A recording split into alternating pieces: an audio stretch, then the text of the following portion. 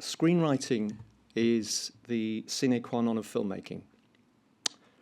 Be you a writer-director or a pure screenwriter, what you put down on the page remains the template for everything that follows. Whatever the genre, however loose the affiliation between page and screen, your words matter. Because without your words, nothing ignites. So let nobody make you doubt.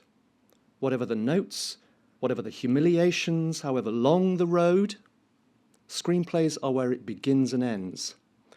They are the 100 or so pages of primary ideas, situation, context, developing character, plot, action, milieu, tone, pace, and all the dramaturgical architecture upon which the film is inspired and lifted. That is why we're here. Now, our closing night speaker is the peerless playwright and screenwriter Alice Birch. Alice's television credits include Normal People, Conversations with Friends, Dead Ringers, and Succession. These multi-award-winning pieces of television drama are matched by a superb body of work in film that includes Lady Macbeth, Mothering Sunday, The Wonder, and The End We Start From. Alice's screenwriting has attracted some of the world's finest actors, including Paul Mescal, Daisy Edgar-Jones, Florence Pugh, Josh O'Connor, Olivia Colman, Toby Jones, Jodie Comer, and Benedict Cumberbatch. We are truly honoured to close this year's series with Alice's lecture, followed by a Q&A with journalist, film critic, and moderator Wendy Mitchell. Ladies and gentlemen, Alice Birch. Thank you very much. Thank you for having me. It's an extraordinary list of screenwriters this weekend. I'm very honoured and quite nervous. I want to talk about writing today. I want to talk about being a writer. I want to talk about writing.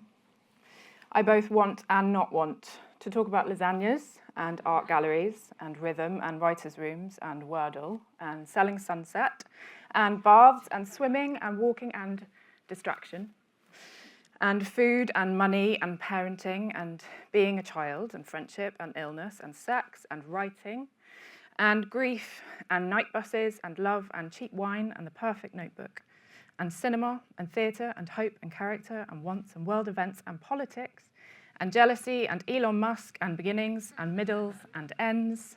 I'm not good at endings. And writing. Exterior, street, Hackney, November morning 2024. It's a bright, cold day. Not cold enough, given we're in London in November, but there are leaves on the ground, half-dead, pulped-up pumpkins on doorsteps, winter coats and mittens getting their first outing of the season. A woman, late 30s, tired, is half running along a suburban street, her daughter's 5 hand in hers. She's trying to wrangle the child into a coat as they move, the girl half on, half off a battered second-hand scooter, porridge and jam and toothpaste on her face, the mother half checking for nits as she attempts to put a helmet on the resistant child. They're chatting about the day ahead. The girl hopes that there will be candy floss for lunch today, and maybe they can go to the zoo rather than do phonics. The mother seems distracted, but attempts to join in with her daughter's sweet and impossible wonderings. As they approach the school, there are nods and waves to other parents making the same tired journey. They make the same jokes they always make. The eye rolls as they balance model volcanoes. The don't fucking look at me grins as they clutch children who have already fallen over or lost a battle with a prickle bush. The yoga mats draped over shoulders. The bicycles being wheeled along ready for that morning's commute. The how early can we open the wine being shouted from one mum to another across the street. The woman steers her daughter towards her classroom, towards the kind, gentle adults who have superhuman levels of patience, a trait she thought she had herself prior to having children, and says goodbye. She feels strangely emotional. She feels strangely emotional at this goodbye every day. Something to do with time passing, something to do with the guilt at the relief and even elation slowly creeping in, something to do with the panic arriving. She has no excuse now. She has to turn around and write something and begin something now. She has to go and make something exist where it did not exist before. She has to write. The girl is not emotional. Don't cry, she snaps, and thankfully, joyfully, she literally turns and skips into the classroom. And the woman turns and stands, her arms suddenly empty and useless, hanging by her sides.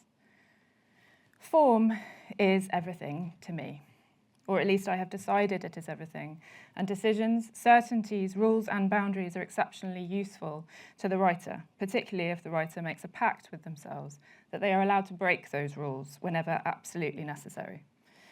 But I have decided, and therefore it has become the truth for me, that I can't begin anything unless I know the form, the bones, the scaffolding, the shape, the structure of it. It doesn't have any meaning to me without it. The hope, the challenge, the pursuit. The word playwright is derived from the word wrought, an archaic English term for a craftsperson or builder, such as wheelwright. This is not a sentiment my parents could ever get on board with. The play has to be wrought. Writing the script is a physical task, a trade. You are creating a piece of machinery. I want to talk about writing and about distraction. No, but the hope is that the form and content align as closely as possible, that the two speak to one another. When I was asked to take part in this lecture series, I am struggling with the word lecture, I was deeply honoured, mildly terrified, and suddenly found that I knew neither the content nor the form. Perhaps this is becoming very clear. I can only apologise. A lecture is an educational talk to an audience. A lecture is a long, serious speech. Length is relatively easy. One critic described a play I'd written as endless in a way that I don't think he meant, in complimentary terms. Serious I can do. The Spectator once said of one of my plays, if ISIS had an arts council, this would be one of its proudest commissions. That's quite good. Educational.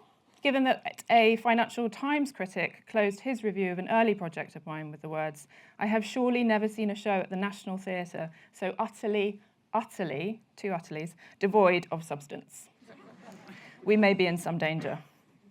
Distraction, digging in. I want to talk about digging in. When I sit down to write, no, I never believe that sentence. That's not where it begins. Beginnings is a useful thing for us to touch upon, actually. Where does it begin? Where do we find our stories? Where do our stories find us? How do we hold on to them when we do have them? How do we spot the good ones from the ones that are not worth our time? Whenever I begin to have the sense of the beginnings of an idea, and it is that coy, it is that gentle, I am not woken up in the middle of the night with a bang, fully formed idea. Though gentle and coy does not mean it is without pain or edge or panic. If an idea is worth pursuing, if it is going to turn into something, it is persistent. It is an ever-present, dull sort of ache. A new, dark, depressing, exciting, definitely going to break my heart lover. Write me, tend to me, feed me, discover me, unpick me. Be a bad mother and stop thinking of your children, stop chopping vegetables and running baths. Don't phone your mother, don't aim for 10,000 steps, don't swim, don't do anything that will make your body feel better. Don't go and work on that TV script, even though the producer who wants, nay claims that he needs that draft, or there will be an entertainment emergency of epic fucking proportions. Come and climb into me, this new thought. I might hurt you, but whilst I am only potential, I am profound. I find writing deeply painful, difficult, hard. Often I will do anything to not do it. Lasagnas, swimming, couch to 5K. I am a particularly proficient baker, not because I wanted to be good at baking, but because I don't want to write. I have applied to medical school twice in the last year. It's true. An application process that is incredibly complicated, thorough, and demanded a lot of my time. This is not how it is for everybody. I have a tendency to romanticize the pain of it all, you may have noticed, which is of no use to anybody. And there have been moments when I wouldn't use the word enjoyed, but found real pleasure in writing. And crucially, I know that for many writers, the process has more joy than pain in it. And if that is you, seize it. But when it is hard, that is okay. Making something where it did not exist, saying something, digging into yourself and sharing that should sometimes feel difficult. So for me, not joy, but it is necessary. Writing is how I make sense of the world. And I honestly believe that I am a writer before I am anything else. I am a writer more than I am a person in a body. That badly written scene I read at the beginning of this incredibly long and serious lecture, utterly devoid of substance, is, of course, me and not me, a version of me and not. It is how I feel all of the time. Fraudulent, not really here, slightly to the left of my own life and being, because everything is a story, a scene, potential.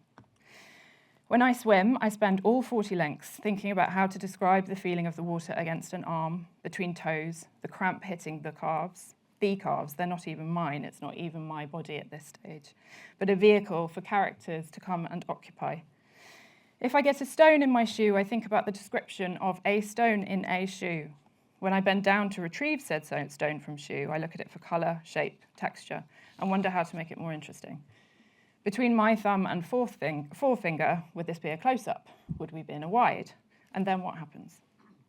As I stand up and continue my usually uneventful day and my uneventful journey, I'm thinking instead about the woman who chooses to lie flat on the pavement on her stomach, pretending to have fallen because she's so bored. Or perhaps the mugger who pushes her to the ground, stepping on the back of her head, crunching her skull beneath his foot. Or perhaps the woman who doesn't notice the woman on the floor, trips over her, landing them both in the minor injuries unit where, side by side, they make each other laugh and fall in love. When the woman in the playground, me, when I am in the playground, having just said goodbye to my child, as I turn around, I am thinking, what next? What happens next? What exciting event might happen next? When I was a child, my older sister's most oft-repeated phrase was, "Mum, she's looking at me again." I want to write about all of it. I want to write about the smallest thing, the most specific thing, and I want to write about the whole world. I want to be rigorous, detailed, precise, and I want to say something about what it means to be human, the banal and the sublime in every moment. There is no such thing as distraction. It is all work, it is all story, it is all potential, everything.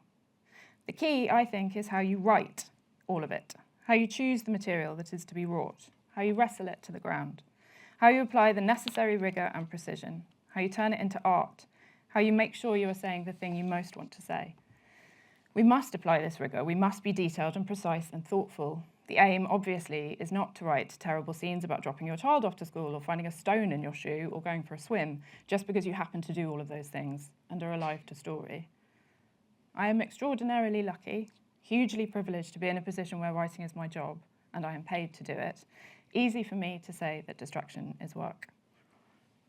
I was born in a commune in the Malvern Hills, a beautiful rambling house with a vegetable patch and bluebell woods and chickens.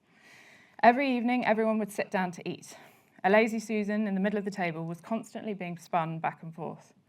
I would sit under the table, tying people's shoelaces together and listening to the grown-ups talking about politics and art, their childhoods and their days at work, the architect, the potter, the driving instructor, the English teacher, the therapist, the supermarket worker. Dinner scenes are my favourite scenes to write. Go to a gallery and stand in front of each painting or photograph and turn it into a scene. Activate it. Choose it as the opening image of your film, the closing image of your play. Find characters, look at the titles. Go home and put your script on the wall and treat it like art. Look at it as though you were in a gallery. Take it fucking seriously. When I was a teenager, I did work experience at the Royal Court Theatre in London. They had a work experience programme, but it was strictly for applicants who lived in the borough of Kensington and Chelsea. They said thank you, but no. I called them and I begged. I don't know why. I loved going to the theatre. My mum would take us to a pantomime every year and then started taking me more regularly when she could see how her very shy, very inaccessible, "Mum, she's looking at me again," daughter was moved and thrilled by theatre. She encouraged me to apply to this theatre that I had never stepped foot in, and when they relented, I was thrilled. Knock on doors, ask people politely for things, take a risk, throw your face at it. At the Royal Court, I read unsolicited play submissions. The stack of these entering the theatre was enormous, teetering. I read one play that had a particularly violent, shocking scene involving necrophilia. Involving necrophilia is not the phrase, it was a scene in which a man had sex with a dead body. Truthfully, I had no idea if the play was any good. What does good mean? But I did offer a response. This play could never be staged. This scene is too shocking, unstageable. They, the literary department, sat me in a corner of the office with a stack of plays. The kindest response. Edward Bond, Sarah Kane, Martin Crimp, Debbie Tucker-Green, Carol Churchill, Beckett, Shakespeare. Exit, pursued by a bear. He takes Carl by the arms and cuts off his hands. Carl tries to pick up his hands. He can't. He has no hands. They cross the Andes. A sunflower bursts from the floor and grows above their heads. Oh, anything is possible. This is the place where anything is possible. This is the place where everything happens. The writer's job is to pursue the truth at all costs. When I began to write more seriously, with such seriousness that hopefully one day ISIS might consider commissioning me, I realised relatively quickly that what I was good at was the moment that led up to the action, or the moments that followed. For example, I could write the scene until the moment a character pulled out a gun, and then I quickly typed the words, blackout. I could write the lights coming up on a scene in which a dead body is on the ground and a man waving a gun stands over the body, but I could not write the moment the action happened. I could not pull the trigger. I could not sustain it. The machinery, the play is to be wrought. The script is a piece of engineering, not a literary piece of prose. Form is everything. So I set myself a challenge. I decided to write what is called a closed-time, closed-space play. The action happens in real time. You are not allowed to break. No blackouts, no time jumps. It all happens in one location. You're not allowed to move. 4 people in a room, and you essentially lock the doors. I would be forced to make something happen. I think, by the way, that what I found difficult is something that lots of writers struggle with throughout their career. Watching films, television, theatre, you can sometimes feel when the writer is struggling to make something happen in a way that feels truthful, specific, exciting, new. Whilst I was writing the play, I wrote and then deleted the words "and then a bomb lands and they all die" many times, desperate to get out of it. It was a struggle, and I cannot comment on whether the play was any good or not. What is good? The Guardian found it tested the audience's patience, so perhaps I should have sent more bombs. But the lesson was that form is crucial, and that for me was invaluable. Engage with what you find difficult, what you are not good at. Work on it through your writing. Find the form that will challenge you. When I moved to London, I worked as a waitress, a barmaid, a nanny, and a receptionist. I was a property guardian, living in buildings up for demolition at a hugely reduced cost on the agreement that you could be evicted with 1 week's notice. Evening shifts at Jamie's Italian, talking customers through the antipasti plank, whether they wanted me to or not. I was inventing an inner life for them, deciding on what their darkest secrets were, how much money they had, what might make them spit with anger. On the night bus home, I tried to go over it, this new cast of characters, but would inevitably get swept up in, distracted by, a new set of people, new potential stories. Be alive to it. Follow everything that interests you and everything that doesn't, and be rigorous. Do you believe in God? How often do you have sex? Do you know who Miley Cyrus is? I have a list of 500 questions that sometimes I use when creating characters. What shoes would you or did you wear to your father's funeral? Put your hand in your pockets. What's there? How much money do you make? How do you make your money? On some processes, I go through all 500 questions for every character, even if that character just has one line. On some projects, I'll begin the questions and find that the answer to question 7, perhaps, is so revealing or interesting or the heart of the whole thing, I'll fail to return to the other questions. Some projects, I won't do it at all. It doesn't feel useful or relevant. Who did you vote for in the last election? Swear, now. What keeps you awake at night? How do you know what to follow, and when, and why? Which jobs to take, which notes to attempt, which collaborators to work with? How do you know when you are writing something truthful? Unfortunately, I don't have a good answer to this, or at least not one that feels like a particularly tangible piece of advice you can take away. The best I've got is guts and rigor. Writers have good guts. Good instincts. I know when I'm phoning it in, and I can feel when I'm writing something that feels true to me. Perhaps I didn't know that when I was starting out, which is where rigor can be relied upon. You have to write.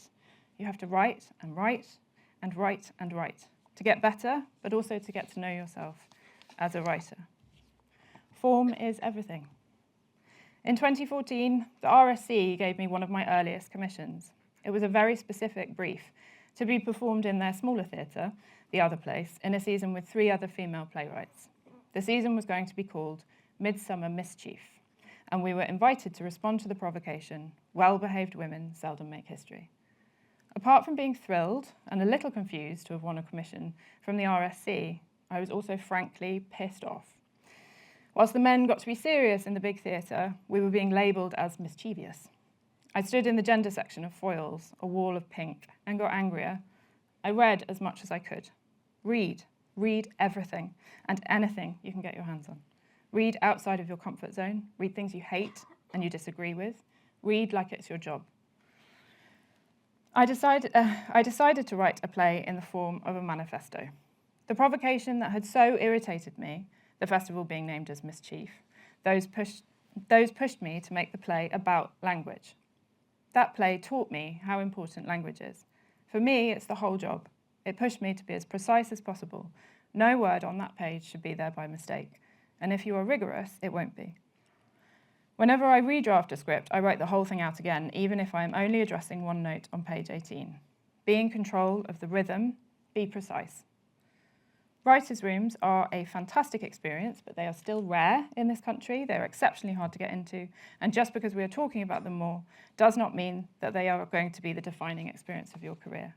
Find writers, make friends, celebrate the fact that writers can be kind to one another. We all have entirely different voices. We cannot be in competition with one another.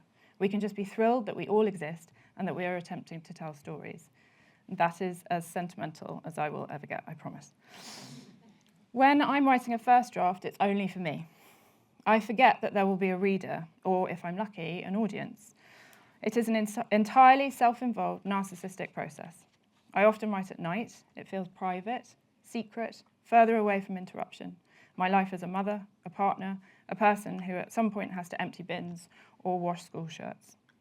It's a deep and complicated conversation that I am having with myself.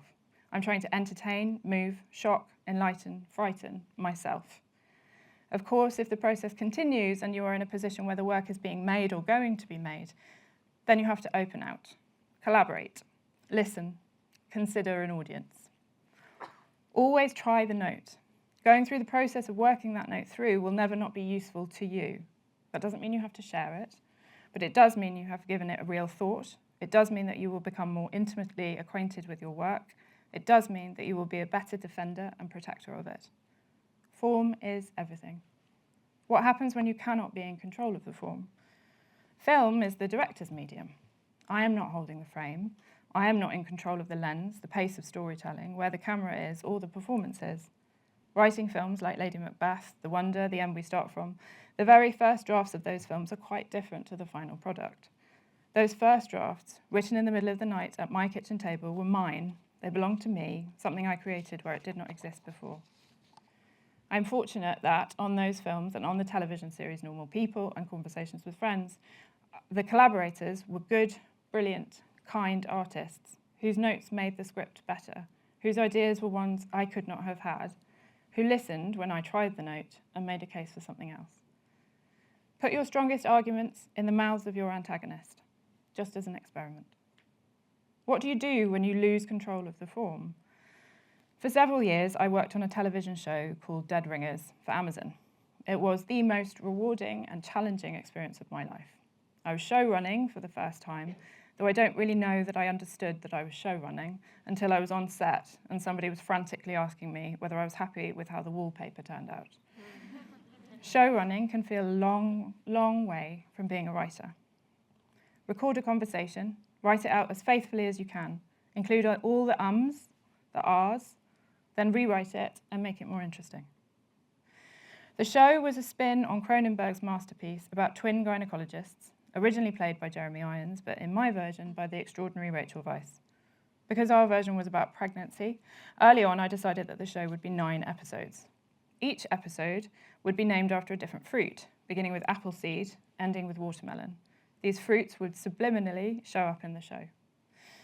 Pregnancy symptoms would exist in the show in a strange, haunting sort of way. Nausea in episode 1 and body splitting open in episode 9. I wanted to honour the body horror that Cronenberg had given us. Long story short, that's not where we ended up. One episode was cut at the end of the writer's room process. It was a bottle episode that happened to take place in 3 different time periods in about 6 different countries. Rachel was going to play her own grandmother. I had to grieve for it quite quickly. I was the showrunner. I was a producer. I was more conscious of the budget than I had ever been. I understood why we needed to give it up, but I was losing the form. How do you keep writing when you're losing the form? We lost another episode 1 week before shooting was due to begin. I was about to get on a plane with my 2 children on my own in the middle of a pandemic, and the network said, "You are over budget and over schedule." We lost another episode. How do you keep writing when you're losing the form? The final episode went during the editing process. Months of battling, the networks and producers claiming the same problem. The show was too slow, the pacing was off. My guts said otherwise, but I tried the note. How do you keep going when you're losing the form? I don't have a good answer. It's hard. You have to dig in. It was impossibly, desperately hard. Be rigorous, dig in, head down, follow the characters, follow the characters, follow the characters. Be kind to yourself, make rules, break them, submit to distraction, and then be rigorous. I'm not very good at endings.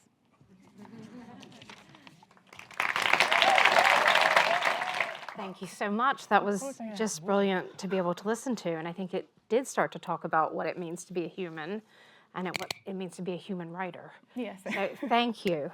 There's a lot to unpick there. I might try to go a little bit more practical and basic, because I think you give us a sort of worldview. This concept of scaffolding that you brought up. Yes. I wanted to ask you how you start to build it. Yeah. Because I think I've read or heard at BAFTA in previous talks that if you're adapting a book, let's say, you'll write out the whole book longhand. Yeah. What does that give you? Do you always do that? Well, no, I don't always do it now because I don't think there's enough time always. I do try really hard to do it though. I didn't do it on Normal People because there wasn't time. And that turned out really well. So, anyway. Yes, honestly, the first time I did it was for Lady Macbeth, and it was because I was terrified, and it was something to do. And that was Lady Macbeth of Minsk, which is not a very well-known book. No, it's this, and also helpfully very short. Okay, it's a novella, so at the time it wasn't kind of this crazy idea, but then that process was really useful. You sort of notice things that you wouldn't on a read, and also there's something psychologically for me about taking claim.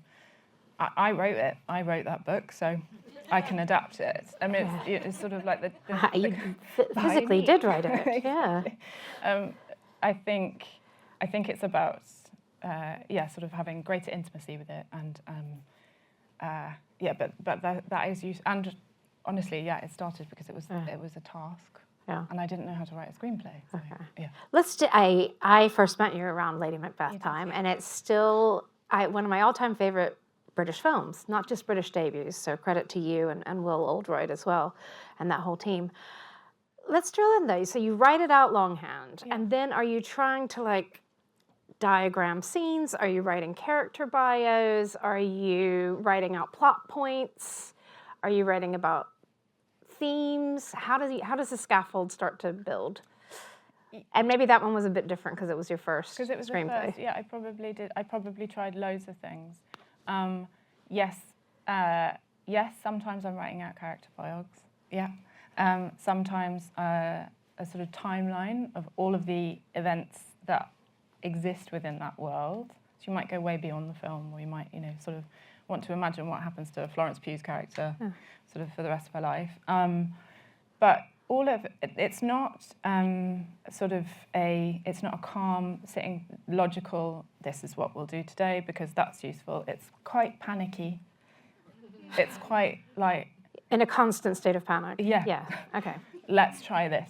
Let's try this. Let's try this, and let's see what will. Because also working on a film or a TV series or something that's what's going to hold your interest. So it has to be something that you think is going to hold your interest for years. Your interest or the audience interest? Yours. Mine. Okay. Yeah, mine. I'm not very good at thinking about the audience. But, so, as it's yeah. And with that, how much of that, and I'm not going to go project by project like this, I promise, but how much of Lady Macbeth then changed with notes Will was giving you? And I love the fact that you are trying to, each note, if it's really true, that you get, you'll think about it, experiment it, and make your own choice. So yeah, when do you know? Is it just, again, an instinctual, a gut, like, no, this is right. I got this note, but this is right instead? I think with notes, sometimes it's a gut thing, but because it's machinery, you might really feel that cog needs to be there, because otherwise the whole thing collapses. But if you work through it and it doesn't, and like, okay, that's interesting, it can stand up on its own, it doesn't need that scene, even though I thought that was the best scene ever, or, I think that there's a fear of notes, and because they could crush your precious thing. So I really understand it, but it needs to be robust. It needs to work, and I think trying it, and that also doesn't mean you can think on that note. That could be trying it if that's what it is for you. But I think an instinctive no is no, I'm not going to do that. Also, I would just question it a bit. Hopefully, you're working with people who want to make. It's always good if you're working with people who want to make the same thing as you. If you're and I think that definitely felt like that happened on Normal People in a really profound way. We were all facing the same direction, but notes don't have to be frightening, terrible. Yeah. Let's talk about Normal People a little bit, because I know so many people in this room will have been so impacted by that show. So the way that happened, if I understand correctly, you read the book, you were obsessed with it, and you said to your agent, who's doing it? And they say, oh, Sally's actually writing it herself. And so you're like, oh, well, there goes that dream, But then it came back around that Sally didn't have time to write all of it. Yeah. So she'd already written some episodes. So this is quite an unusual thing to get thrown into. It's sort of your dream project, and the dream's half built without you. And then how did you come into that? Yeah, it's exactly as you described. I haven't done this very often, but I did sort of put my hand up for. I did call my agent and say, who's doing it, and he was like, Sally's writing it, and Lenny Abramson's directing it, Rose Garnett's producing it. I was just like, brilliant. Yeah, can't wait to see it. It's fantastic. Yeah. Great, good, it's happening. It was more sort of, this needs to happen. Look, I can help out. And then, so I think that maybe that was one of the reasons why they thought to come to me. She had written the first draft of the first 6 episodes, and beautifully. Like she'd done an incredible job, but she was on a book tour and sort of wanted to write her next book, and I think had her fill of screenwriting. Yeah. So how did you then? Because it's 12 episodes. Yes. Yeah. So how did you then write the other 6, but then work on the first 6 to make sure that it's a voice throughout? Yeah. It's a really good question. I think the feeling was actually when they first asked me, Sally was going to stay on her 6, and I was going to write the second half, and so. I just sort of began that, and you want to, particularly with a book like Normal People and that's so beloved, and I would get on the bus and everyone's reading it, and then I'm like, oh God, I've got to go and write it and not ruin it. But so it was quite a lot of pressure, but I think it was all about honouring. I had such an emotional experience reading the book, and I knew that that's what it had to be on screen. And it was a really quick. It was a quick process, a quick job. It really helped that the episodes were half an hour. Right. That was like a really nice sort of shape. I think that worked really well.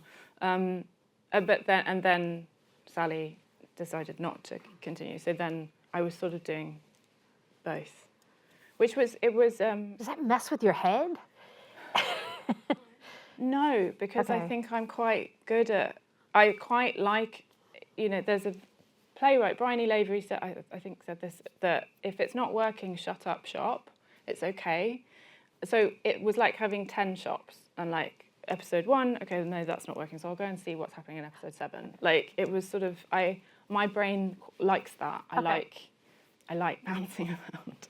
Yeah. That's amazing. On something like Dead Ringers, do you write out Cronenberg's dialogue from the film? How do you start with a project like that? Or because it was Amazon, just Amazon? It was Amazon, yeah, it was Annapurna produced Okay. it. And did they already have a sort of firm idea of the framework? No, they just said, here's Cronenberg's Dead Ringers, do something new with it. Not quite. Okay. So it was Rachel Weisz's idea. Okay. So she loves that film, and I think had been looking for she wanted to play something that had a female relationship at the centre of it, and thought about sisters, and then remembered that film. So she took it to Annapurna, the production company, who loved it, and they came to me, and Rachel and I met, and I hadn't seen the film. I watched it and was really like, I don't know if I'm the right person to do this, but was really interested in sort of more in like new characters who were sort of related to those ones, and sort of being able to talk about women's health, and the body horror was really fascinating, and obviously Rachel Weisz is a dream to write for. So I wrote a pilot and a Bible, and then we started pitching, but Amazon were very quick. They sort of said, we want this, and they greenlit it. So, but no, I didn't watch the film very, like I would occasionally check in with it, but wanted to make something that was quite new. I mean, what would you say that's one, other than some of your theatrical work, is that one of the more original blank pages that you had to work with in a way? Yeah, I think so. Yeah, definitely. Yeah. Yes, it feels like it's more me than some of the others. Yeah, and I want to see all 9 episodes you would have done at some point. Somebody make that happen.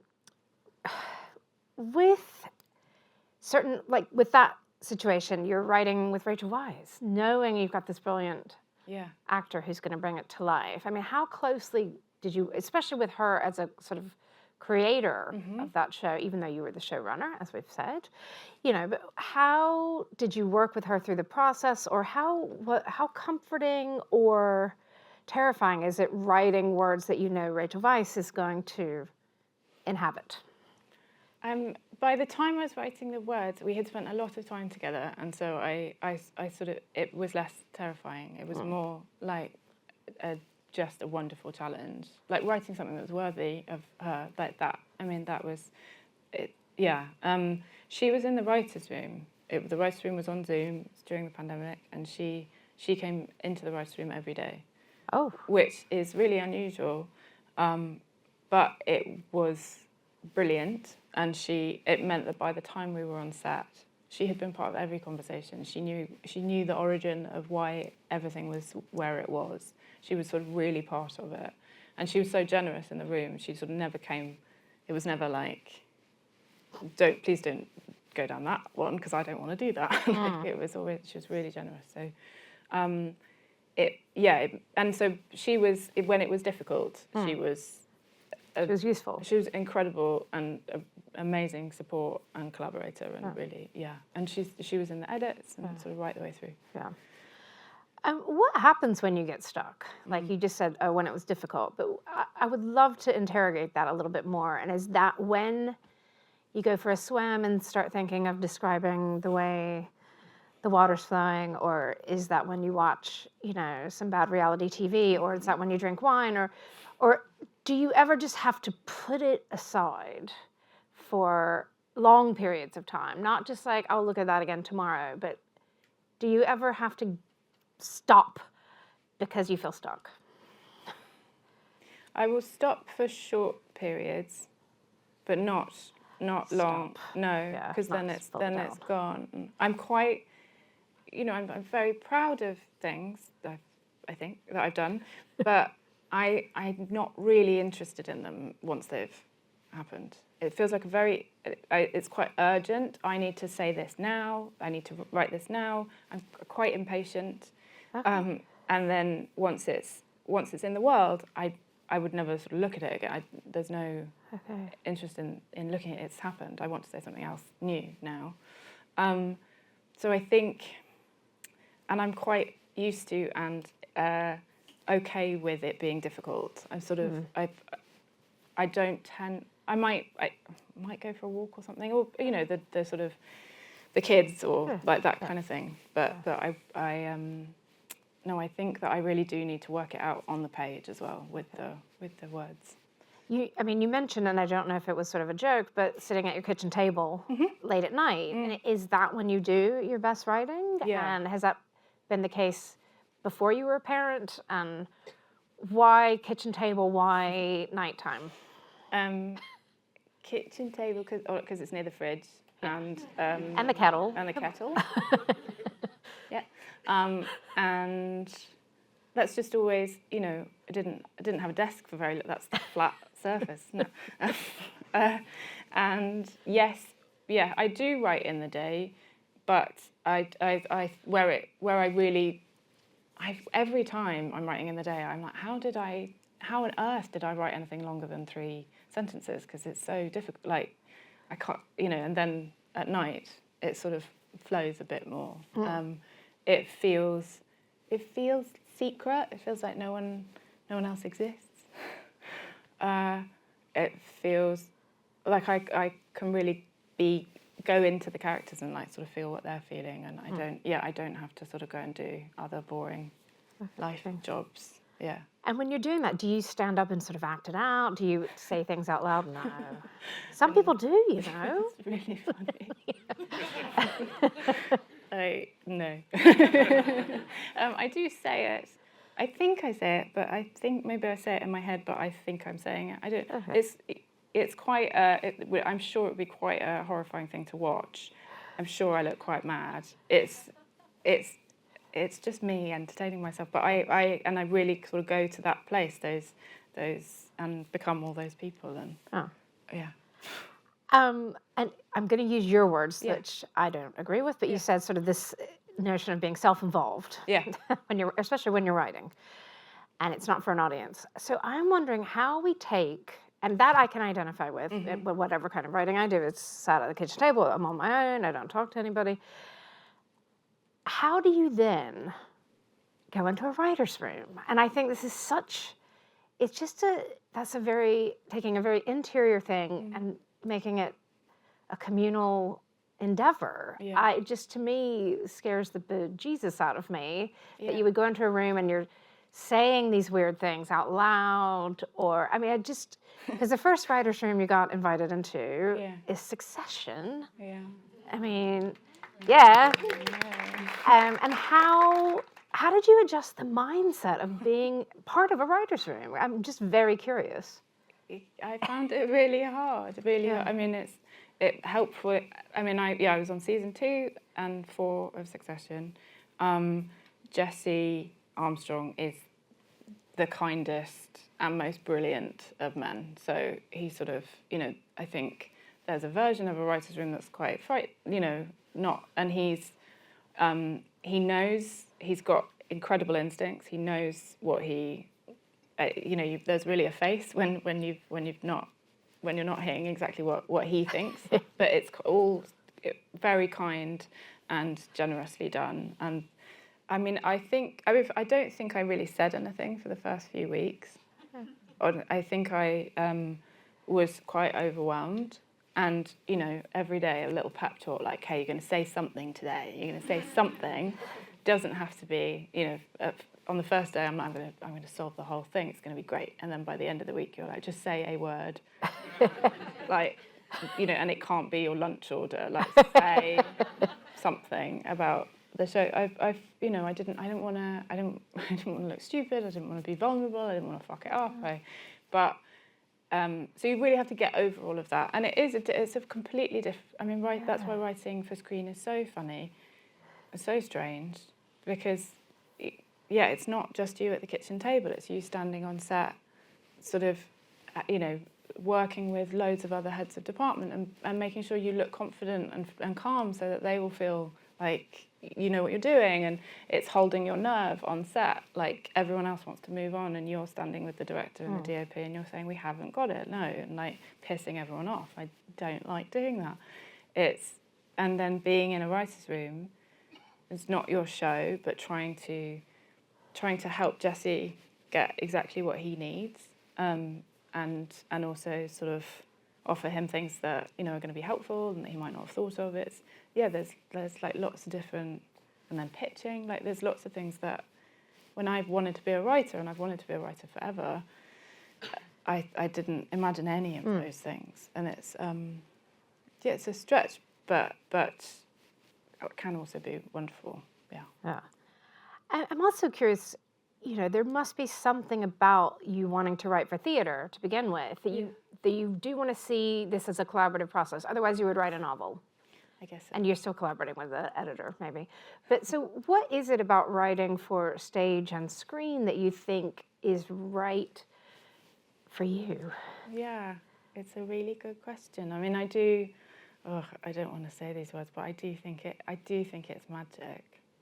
I do. You're allowed. We're at BAFTA. Oh, I know. I just want to be cooler, but it's not. It's like, it's magic. It's just, I don't know. I mean, it's the way that I've told this story before, I think, but when I was a child, I wrote a pantomime and sort of... You were like 7 or something. I was 7. It was, it doesn't mean it was any good. But I like made my friends do it. Really fun, cool person. And so I don't know. When I was playing with toys or anything, they would talk to each other. There would be drama. It was like a lot going on. It's just how it came out. I think I've never, a novelist sort of feels like applying to medical school as well. It sort of feels like a whole other industry, a whole other thing. But do you want to be a doctor? Yeah. Can we go back to this? No, we shouldn't discuss that. Okay. Still time. You're under 40, which is remarkable. And a lot of your work, especially for screen, has been adaptation. Yeah. Nearly all of it for screen has been adaptation. Yeah.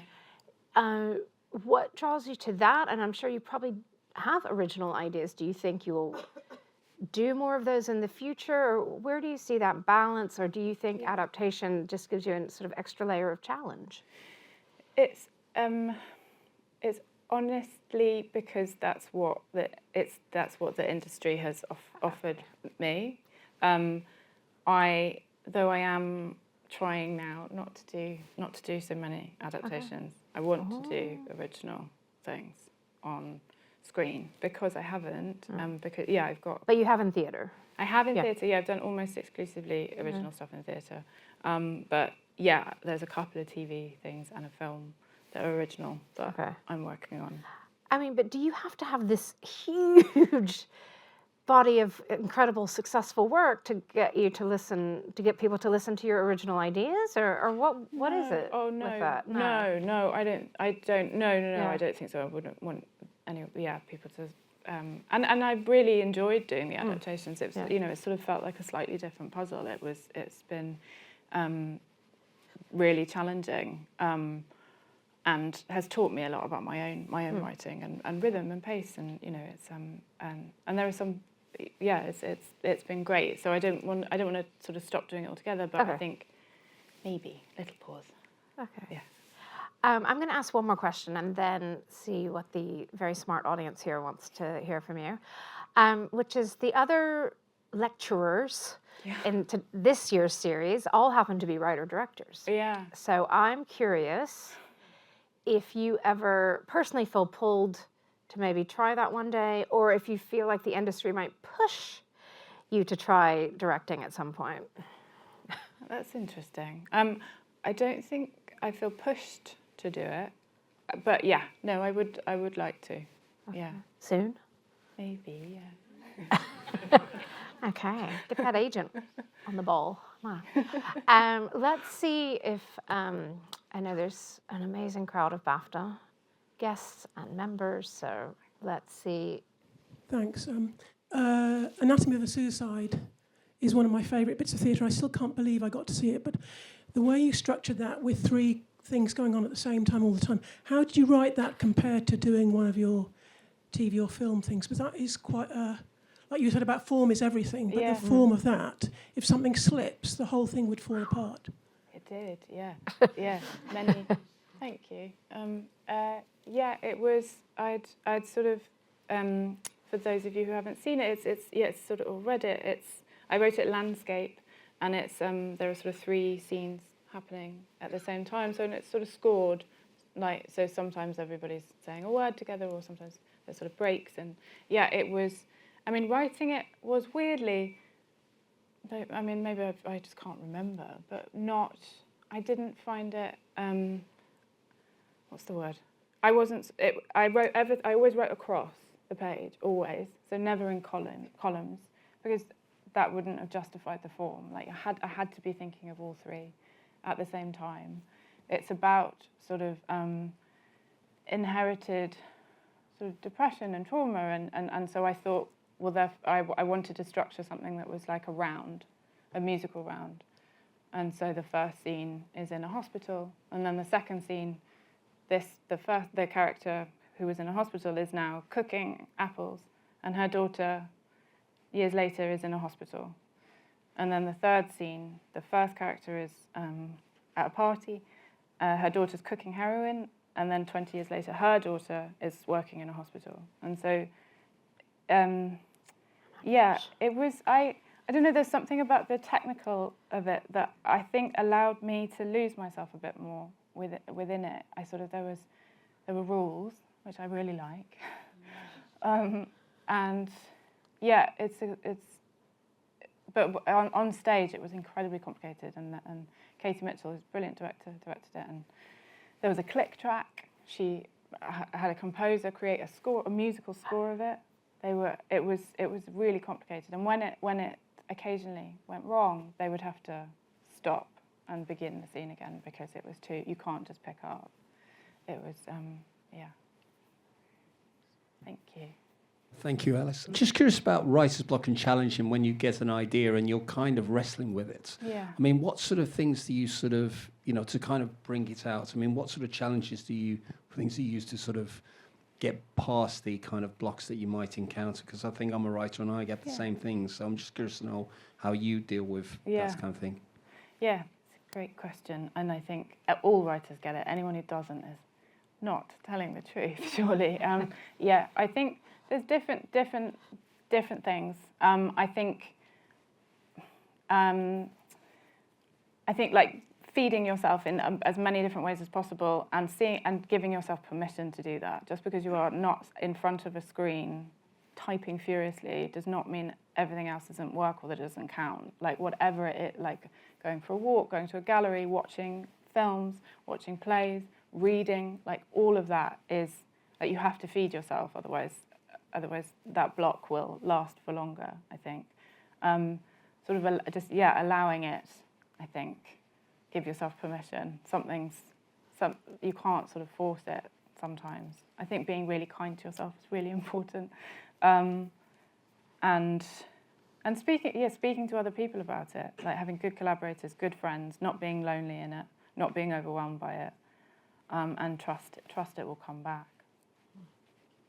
Hi, Alice. That was really, really fascinating, and a lot of it really resonated with me.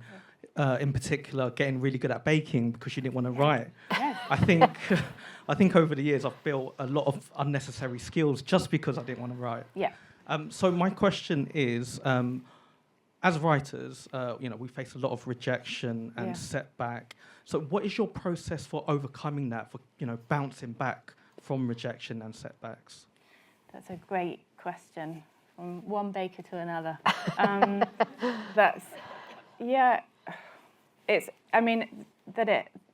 It happens all the time as well. It still happens to me. I had a real period this year of sort of pitching for things and them not happening, and that it felt really destabilizing. It's really, I mean, it never feels nice. It's really vulnerable, what we do.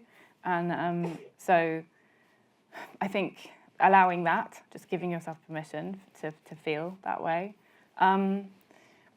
But keep going, keep trying, like keep sort of always asking for feedback whenever you can as well, I think is like just as a practical thing, like, you know, that sort of understanding why the rejection, and if anyone has any notes or anything, and you can take that or not take that. If it sounds like it's going to be of no use to you, then don't listen to it. Like anything that's going to stop you writing is not going to be helpful. So get really good at sort of figuring out what those things are. But just, I mean, keeping going.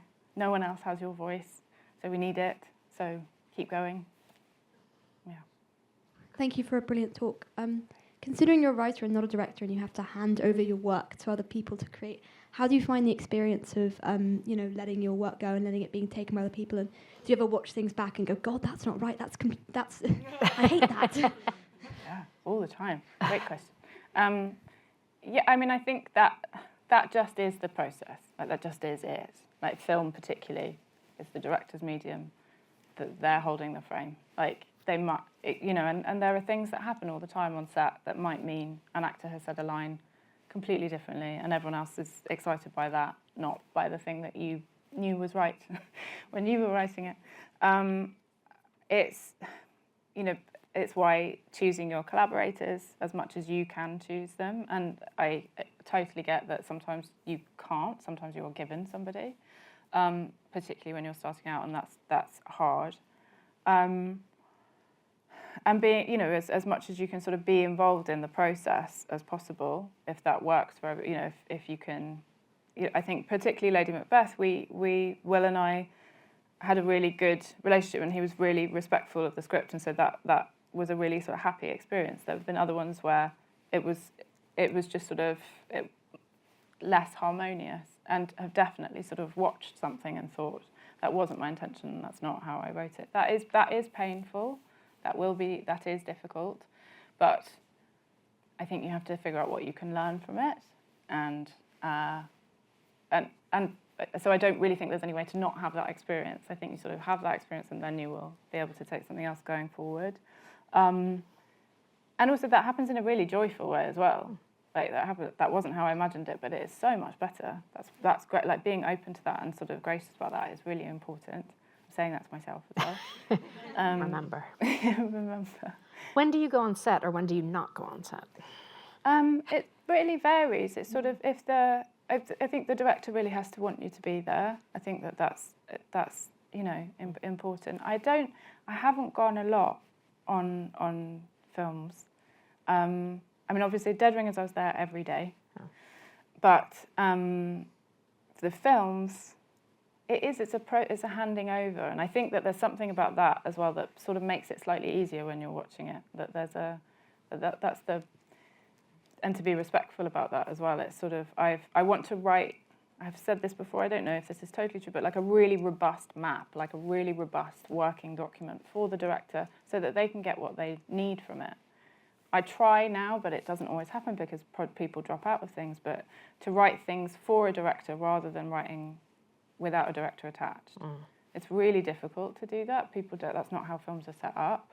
But as much as that can happen, because I want to write for that director's vision. I don't want to write and be difficult just for the sake of it. I want to write for what that director wants to do. So having them involved earlier, I think, makes a real difference. Much better process. Yeah. Thank you so much for your talk. I really enjoyed going through your story, and it was really fun to listen to. I wanted to ask you, I really like how you talk about form and structure. Have you ever broken your own rules, and have you enjoyed doing so? Oh, great question. Yes, have I? Yeah. You were talking about rule breaking. Yeah. I don't know when. Yeah. Yes. Yeah. I think it's really. I mean, it's really important to be very, very clear. And then, actually, well, I'm just gonna, do it justice once, if it's right. Well, yes, in film and TV, yeah, you have to. because I'm not in charge of it. And that was difficult learning that. I don't think I have in theatre. I don't think I have. I think that's just how I make sense of it. It's sort of, and it might not be very clear, or it might not be even very good, but it helps me write. So therefore, it's useful, and I'm going to hang on to it. But in film and TV, I mean, I suppose that Dead Ringers experience, sort of having to drop the episodes and feeling like I really don't know what this is anymore, because I don't understand what. It's lost its shape. It's lost what it was supposed to be. It's lost how I conceived it. That was not fun. Sort of realising that, but useful. Yeah. Hi, Alice. I'd be interested in hearing which are the qualities that make your writing for theatre so brilliant, help you to create work for the screen, and is there anything about writing for theatre that you think hampers your work for the screen? That's a great question. Oh. I really love that you wrote that down. That's really nice. Yes. I mean, I think it sort of hampers and doesn't. You know, I think that there are things, like I always start a TV or a film process, nearly always by being like, yeah, and it's going to be great because we'll have some really long scenes. And everyone's sort of like, not so into that. Particularly mentioned the dinner scenes. Like I love a dinner scene. I think they're sort of again, it's that sort of technical thing that maybe Anatomy of a Suicide, what you do, sort of managing. There's something that's really technical as well about that. But having done, I mean, I think we had a big dinner scene almost every episode of Dead Ringers, and they were, by the end of it, the crew. It was just they're hard. They're really hard. They're really hard to shoot.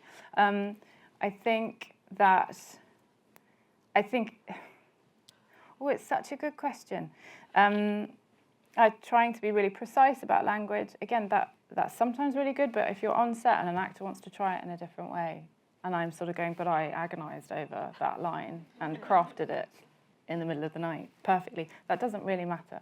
Like, you're not sort of being a great collaborator. I think playwriting is obviously, I think it's the best place to learn, and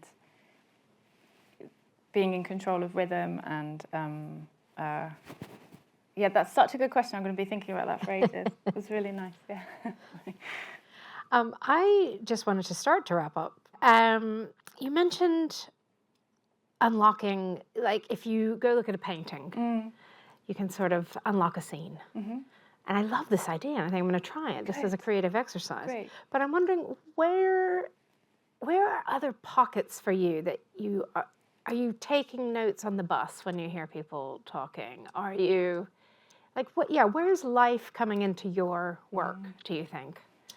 Yeah, it's, I mean, I don't go to galleries as like much as I tell people to go to galleries. Okay. So like, you don't have time. No, well, kind of, but also, but I think I should do. You know, don't be lazy. I don't write anything down because I'm a bit not superstitious. That's not the word, but I just sort of think what will stick is we'll get. You know, on the way here today, there was these 3 amazing women on the bus having like just such a boring conversation, but in tones as though it was the most exciting thing anyone had ever witnessed. And it was so interesting. I nearly missed my stop.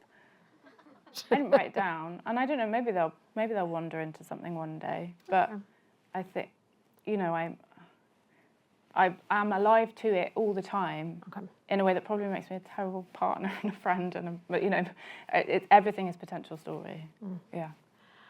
And you said it beautifully at the end of your lecture, you're not good at endings, which I think we would disagree. But are you good at beginnings, or where is a beginning? Because in Alice Rohrwacher, she spoke about was it Lazaro? It started with an image of migrants on the news, and then she showed us a scene that was totally different. But I'm just wondering where something begins for you. Different every time? Yeah, it is different every time. It might be a line of dialogue. It might be an image. It might be a character. It might be, a sort of place. It's different every time. Beginnings, I think I'm okay at them. But they're never, I sort of need to work into them, and then I will. I mean, even writing this, which was my full-time job for like the last 2 weeks, I rewrote the beginning about 15 times. It was sort of, Was the ending easier for this? No. No, because I think because I like endings are. I think I've decided that I'm not good at endings, so therefore I'd formally given myself an excellent get out. Okay. I knew I was going to end on I'm not good at endings, and it could be a not very good ending. Not true. I want to say a big thank you to Alice, but I wanted to try to wrap up this series a little bit by saying thank you to all the screenwriters who spoke. Thank you to Jeremy Brock for having this idea years ago and for working on this year's series. Thank you to BAFTA, to Mari, to Sam, to Beth, the whole team, the technical team, the captioners. So many people work on an event like this. But yeah, most of all to the screenwriters, because it is not easy writing a lecture if you're not a lecturer. So to Alice Birch for a great lecture. Thank you so much.